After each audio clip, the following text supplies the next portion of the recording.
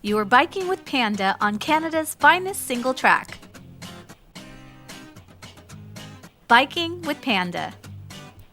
On today's episode of Biking with Panda, we find ourselves at McLennan Park in Waterloo, a special public BMX park that was built on top of an old landfill.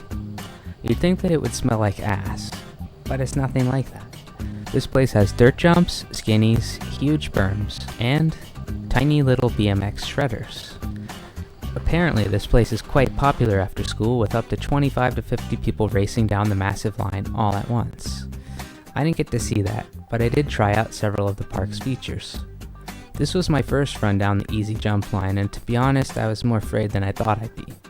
It feels pretty scary to launch off a tabletop, like you could overshoot it pretty good. And who wants to fall on their first try? Well, it was a hell of a lot of fun, so I was excited to try out the other park features. And then the little child face planted because of her parents' poor judgment. She was fine. And then I injured myself because of my own poor judgment. I was fine. To recover, I attempted one of the longer but shorter skinnies. Wait, what the hell kind of statement is that? A longer, shorter skinny? This is oxymoron land. Anyway, after the skinnies, I climbed up to the top of the hill to try out the huge jump line. One thing to be aware of is that hikers think it's cool to walk up bike-only trails. And these trails, like most others in Ontario, are made of a clay soil that has a number of downsides for this use.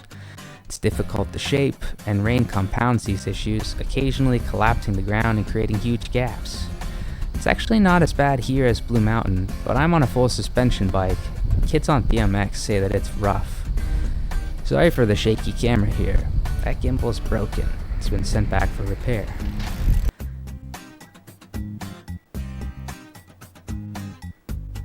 Although I'm not really casing any of these jumps, I'm also not trying to get air from them either. I'm just trying to get over them smoothly, and so I ended up doing mini manuals through some of them.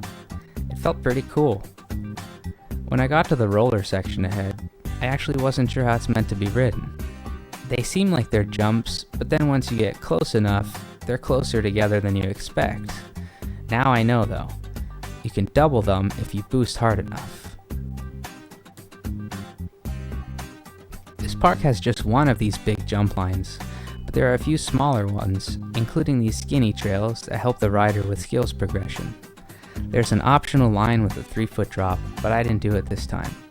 In trying to come up with any possible reason or excuse, it's that before I got here I'd been riding at Hydra Cut all afternoon, and I just didn't have it in me to risk injury, even though I'm pretty sure I know what I'm doing. What this park is best for though, is the little jump lines down at the bottom. It's not a huge climb to get back to their beginning, so you can session them all day.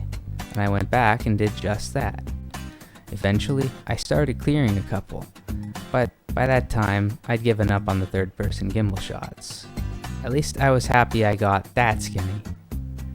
Here's my consecutive runs down the easy line. Oh shit!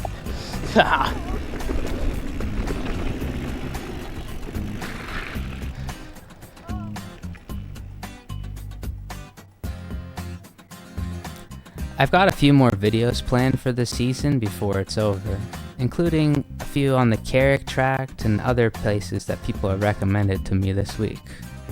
I'm so excited that there's always more trail systems to explore in Ontario, ones that aren't even on trail forks. So keep letting me know of new places to come and ride, and I'll go there with you. Until then, enjoy my stoke, and go ride.